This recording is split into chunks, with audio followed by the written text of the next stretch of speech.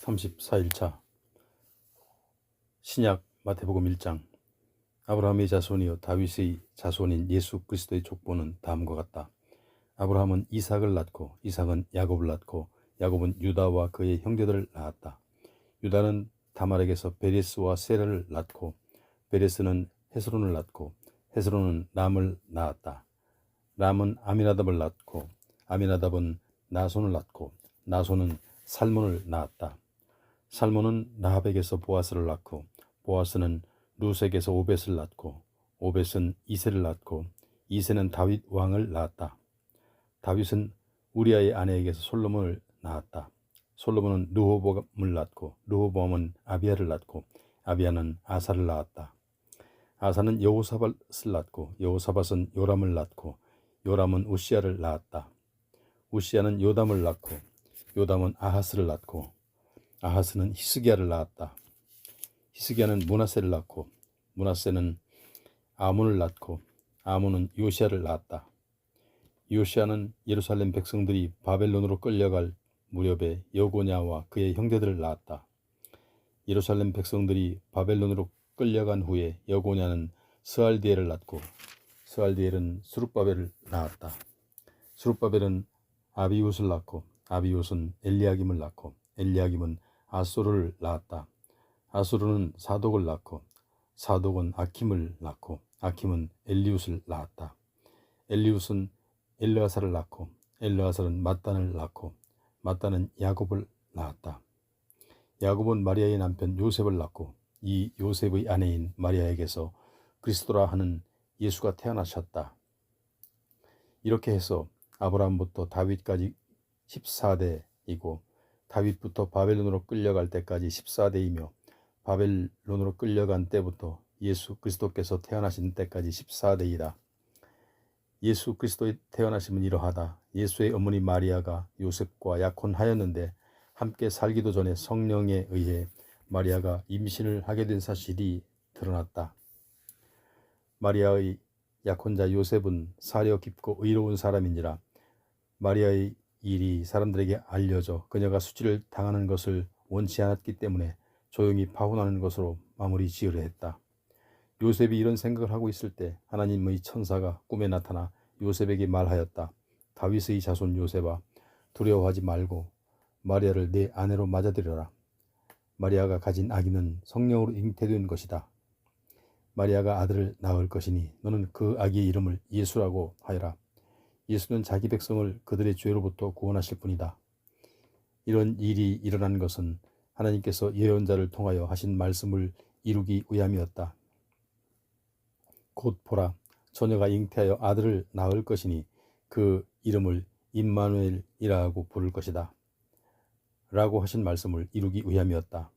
여기서 임마누엘은 하나님께서 우리와 함께 계신다라는 뜻이다.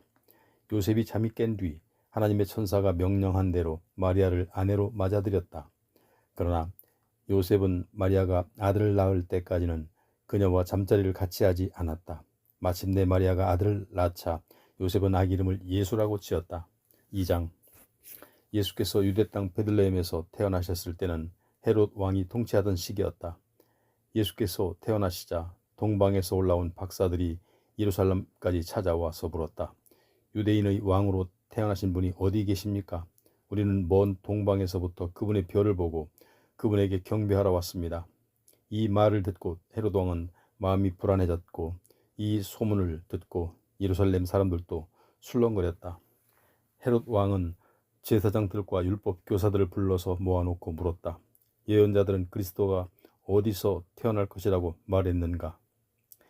그들이 대답했다. 유대 땅 베들레헴입니다. 예언자 미가는 이렇게 기록했습니다. 그러나 너 유대 땅 베들레헴아, 너는 비록 작은 마을이지만 너에게서 통치자가 나와 내 백성 이스라엘의 목자가 될 것이다. 그때 헤롯은 박사들을 몰래 불러 별이 언제 나타났었는지를 캐물은 뒤 이렇게 말하였다. 좋소. 베들레헴으로 가서 아기를 찾아보시오. 그 아기를 찾아내거든 내게도 알려주시오. 나도 가서 그 아기에게 경배할 생각이오. 왕의 말을 듣고 박사들은 즉시 길을 떠났다. 그런데 동방에서 보았던 별이 다시 나타나 그들을 이끌어 주었다. 별은 베들레헴에 이르러 아기가 있는 곳 위에 멈추어 섰다. 박사들은 그 별이 멈추어 선 것을 보자 뛸 듯이 무척 기뻐하였다. 박사들이 집 안으로 들어가 보니 아기가 그의 어머니 마리아와 함께 있었다. 박사들은 아기에게 엎드려 절한 후 보물 상자를 열어 황금과 유향과 몰약을 예물로 드렸다. 그러고서 박사들은 꿈속에서 헤롯에게 돌아가지 말라는 하나님의 지시를 받고는 예루살렘으로 들르지 않고 다른 길을 통해 자기 나라로 돌아갔다. 동방박사들이 자기 나라로 돌아간 후 요셉의 꿈에 하나님의 천사가 나타나 말하였다. 헤롯 왕이 아기를 죽이려고 한다. 어서 일어나 아기와 아기 엄마를 데리고 이집트로 피신하여라. 그리고 내가 다시 돌아오라고 할 때까지 그곳에 계속 있어라. 그날 밤에 요셉은 일어나 마리아와 아기를 데리고 이집트로 피신했다. 요셉은 헤롯 왕이 죽을 때까지 그곳에서 살았다. 이는 하나님께서 내가 이집트에서 내 아들을 불러내었다 라고 하신 말씀을 이루시려는 것이었다. 헤롯은 동방박사들이 자기 말을 듣지 않고 몰래 떠나가 버린 것을 알자 몹시 화가 났다. 그는 박사들이 별을 알아냈던 시간을 기준으로 군사들을 베들레헴과 그 가까운 마을로 보내어 2살 이하의 사내 아이들을 모조리 죽이라고 명령했다. 이리하여 예언자 예레미야를 통해 선포하신 예언이 이루어졌다. 곧 라마에서 크게 통곡하는 소리가 들려오니 라헬이 자식들을 잃고 슬피 울부짖는 소리로구나. 자식들이 없어졌으므로 누가 그들을 위로할 수 있으랴.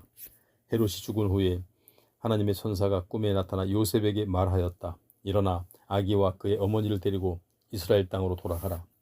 아기의 목숨을 노리던 자들이 죽었다. 요셉이 일어나 아기 예수와 그의 어머니 마리아를 데리고 이스라엘 땅으로 돌아갔다. 그러나 요셉은 아켈레오가 그의 아버지 헤롯의 뒤를 이어 유대 지방의 왕이 되었다는 말을 듣고는 그곳으로 가기를 두려워했다. 그래 요셉은 꿈의 지시를 받고 갈릴리 지방에 가서 나사렛이라는 동네로 들어가 살았다. 이리하여 예언자들을 통해 그는 나사렛 사람이라 불릴 것이다 라고 하신 말씀을 이루어졌다. 3장. 그 무렵 세례 요한이 나타나 유대 광야에서 말씀을 선포하였다. 회개하라, 하늘나라가 가까이 왔다. 이 사람 세례 요한을 두고 일찍이 예언자 이사야는 말하기를 광야에서 외치는 자의 소리가 있으니 곧 너희는 주의 길을 예비하라. 그가 다니실 길을 곧게 하라 하였다. 요한은 낙타 털옷을 입고 가죽띠를 둘렀으며 메뚜기와 들꿀을 먹고 살았다. 예루살렘과 요단강 주변 그리고 유대 지방 전역에서 사람들이 요한에게 몰려와서 자기의 죄를 고백하고 요한에게 세례를 받았다.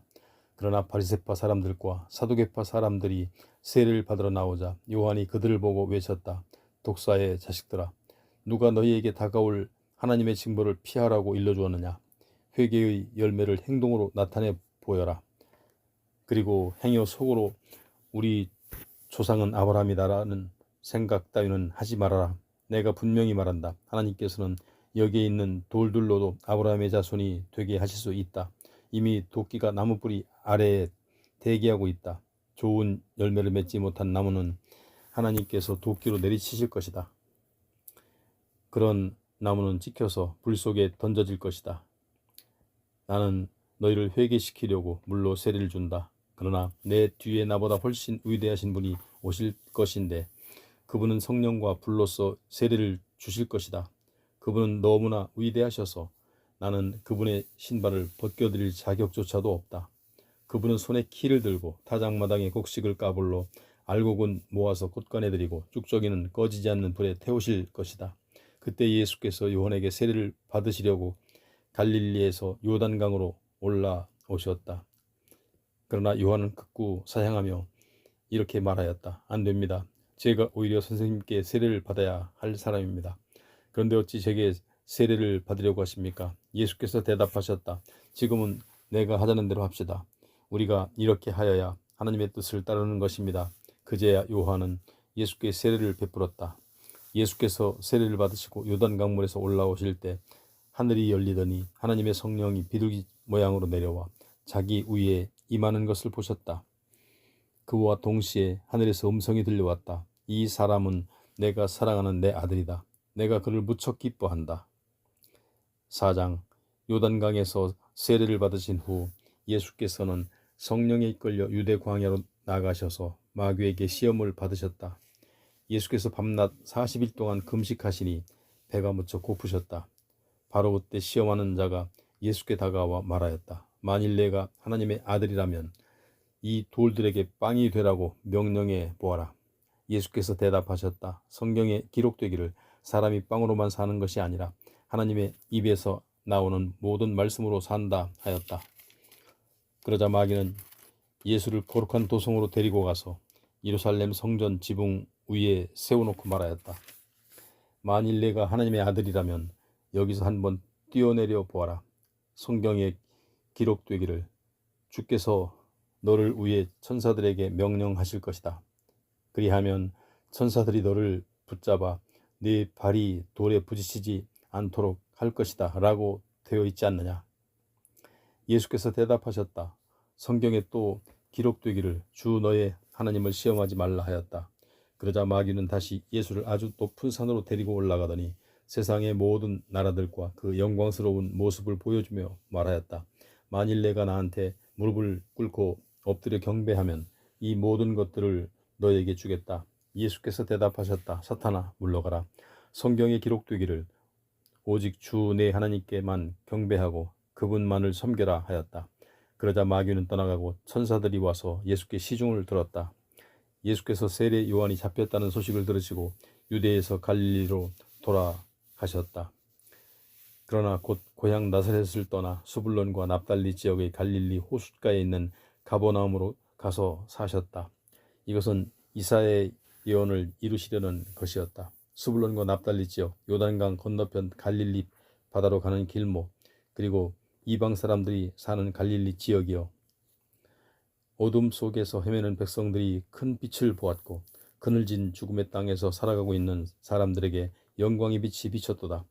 이때부터 예수께서 비로소 말씀을 전파하기 시작하셨다. 회개하십시오. 하늘나라가 가까이 이르렀습니다. 어느 날 갈릴리 바닷가를 지나시던 예수께서 배에서 그물을 던지고 있는 두 형제를 보셨다. 베드로라고도 불리는 시몬과 그의 동생 안드레였다. 그들은 갈릴리 바다의 어부였다. 예수께서 그들을 두 형제를 향해 말씀하셨다. 나를 따라오시오. 내가 당신들을 사람 낚는 어부로 만들어 주겠소. 그러자 그들은 즉시 그물을 버려두고 예수를 따라 나섰다. 예수께서 갈릴리 바닷가를 따라 조금 더 내려가시다가 야고보와 요한 형제를 만나셨다. 그들은 아버지 세베대와 함께 그물을 손질하고 있는 중이었다. 그러나 예수께서 따라오라고 부르시자 그들은 배와 아버지를 남겨놓은 채 즉시 예수를 따라 나섰다. 예수께서는 갈릴리 지역을 두루 다니시면서 회당에서 가르치시고 하늘나라의 복음을 선포하셨다. 또 사람들의 갖가지 질병을 고쳐주시기도 하셨다. 예수에 관한 소문이 사방으로 퍼져나가니 멀리 시리아 지방에서까지 병을 고치려고 예수께로 몰려왔다. 예수께서는 온갖 병에 걸려 신음하는 환자들, 귀신 들린 사람들, 간질병자들과 중풍병자들까지도 다 고쳐주셨다. 그리하여 갈릴리, 데가볼리, 예루살렘, 유대, 요단강 건너편 지역에서 온 수많은 사람들이 예수를 따랐다. 5장. 하루는 예수께서 많은 사람들이 모여든 것을 보시고 산 위에 올라가 앉으시자 제자들이 주위에 몰려들었다. 그때 예수께서 입을 열어 무리들을 가르치기 시작하셨다. 복됩니다. 마음이 가난한 사람들이여. 하늘나라가 그들의 것입니다. 복됩니다. 슬퍼하는 사람들이여. 그들은 위로를 받을 것입니다. 복됩니다. 온유한 사람들이여. 그들은 땅을 차지할 것입니다. 복됩니다. 의에 줄이고 목마른 사람들이여. 그들은 배부를 것입니다. 복됩니다. 자비를 베푸는 사람들이여. 하나님께서 그들에게 자비를 베푸실 것입니다. 복됩니다. 마음이 깨끗한 사람들이여. 그들은 하나님을 뵐 것입니다. 복됩니다. 평화를 이루는 사람들이여. 그들은 하나님의 자녀라 불릴 것입니다. 복됩니다.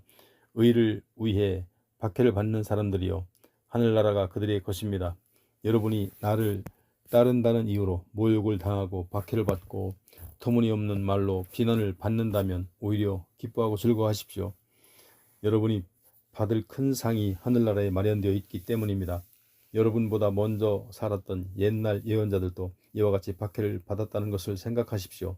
여러분은 세상의 소금입니다. 소금이 짠맛을 잃어버린다면 어떻게 되겠습니까? 쓸모없이 버려져 사람들에게 다만 짓밟히게 될 뿐입니다. 여러분은 세상의 빛입니다. 산 위의 마을은 사람들의 눈에 띄게 마련입니다. 또 등잔에 불을 밝힌 후 돛박으로 그 등잔을 덮어두는 사람은 아무도 없습니다. 방안을 환하게 밝히려면 등잔을 등잔대 위에 얹혀 놓아야 하지 않겠습니까? 이와 같이 여러분도 여러분의 빛을 가리지 말고 모든 사람들에게 훤히 비추십시오. 그리하여 세상 사람들이 여러분 착한 행동을 보고 하늘에 계신 여러분의 아버지께 영광을 돌리게 하십시오. 내가 모세의 율법이나 예언자들의 예언을 없애러 왔다고 생각하지 마십시오. 없애러 온 것이 아니라 도리어 완성하러 왔습니다. 내가 진정으로 여러분에게 말합니다. 천지가 없어지는 한이 있더라도 율법은 1.1획도 없어지지 않고 다 이루어질 것입니다. 아무리 하찮은 계명일지라도 그것은 어기거나 또는 어기도록 남을 가르치는 사람은 하늘나라에서 가장 작은 사람이 될 것입니다. 그러나 하나님의 율법을 지키도록 가르치고 또 그 율법에 순종하는 사람은 하늘나라에서도 큰 사람이라고 대접을 받을 것입니다. 내가 여러분에게 분명히 말합니다.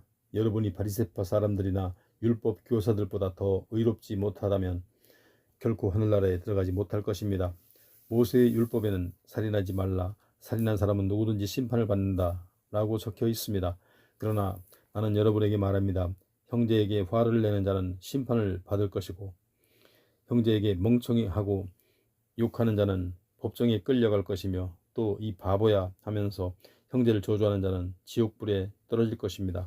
만일 당신이 하나님께 제물을 드리려고 할 때 당신에게 원한을 품고 있는 형제가 생각나거든 제물을 그대로 두고 그 형제를 찾아가서 먼저 화해한 다음에 다시 돌아와서 하나님께 제물을 바치도록 하십시오. 당신을 고소하려는 사람과 함께 법정에 갈 때는 도중에 얼른 그 사람과 화해하도록 하십시오. 그렇지 않으면 그 사람은 당신을 재판관에게 넘겨주고 재판관은 또 당신을 간수에게 넘겨주고 결국 간수가 당신을 감옥에 집어넣게 될 것입니다. 내가 진정으로 여러분에게 말합니다. 그렇게 되면 당신은 마지막 한 푼까지 다 갚기 전에는 결코 감옥에서 풀려나오지 못할 것입니다. 모세의 율법에는 간음하지 말라 하고 쓰여 있습니다. 그러나 나는 여러분에게 말합니다. 여자를 바라보고 음란한 생각을 하는 사람은 이미 마음속으로 그 여자를 간음한 것입니다. 만일 당신의 오른쪽 눈이 당신으로 죄를 짓게 하거든 그 눈을 빼어버리십시오. 차라리 몸의 한쪽 부분을 잃어버리는 것이 온 몸이 지옥불에 던져지는 것보다 더 낫습니다. 만일 당신의 오른쪽 손이 당신으로 하여금 죄를 짓게 하거든 그 손을 찍어서 던져버리십시오. 차라리 몸이 한 부분을 잃는 것이 온 몸이 지옥불에 들어가는 것보다 더 낫습니다. 또 모세의 율법에는 누구든지 아내를 버리려거든 그 여자에게 이혼 증서를 써주라 하고 쓰여 있습니다. 그러나 나는 여러분에게 말합니다. 음행을 저지른 일도 없는데도 아내와 이혼하는 사람은 그 여자를 간음하게 하는 것입니다. 또한 누구든지 이혼한 여자와 결혼하는 그 사람도 역시 간음하는 것입니다. 또 모세의 율법에는 거짓 맹세를 하지 말며 주께 맹세한 것은 무엇이든지 지키라 하고 쓰여 있습니다.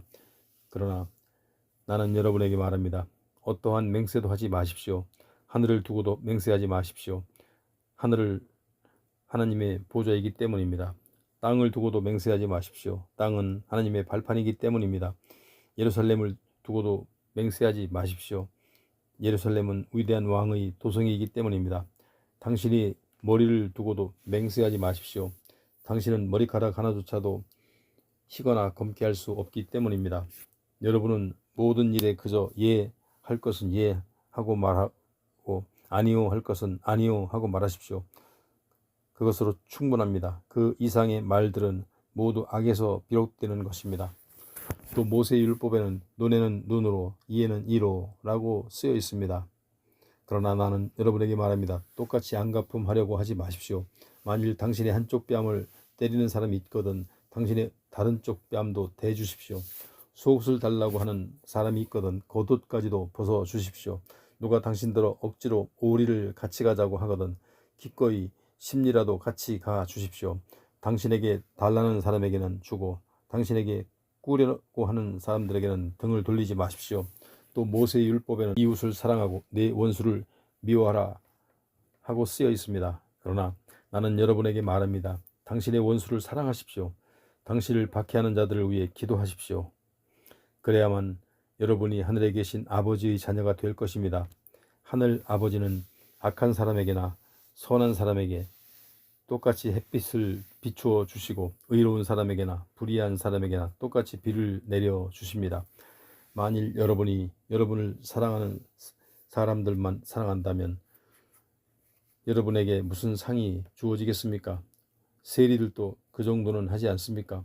여러분이 가까운 이웃들과만 인사하고 지낸다면 남들보다 나을 것이 뭐가 있겠습니까? 이방 사람들도 그렇게는 하지 않습니까? 그러므로 하늘에 계신 여러분의 아버지께서 완전하신 것 같이 모쪼록 여러분도 완전한 사람이 되십시오.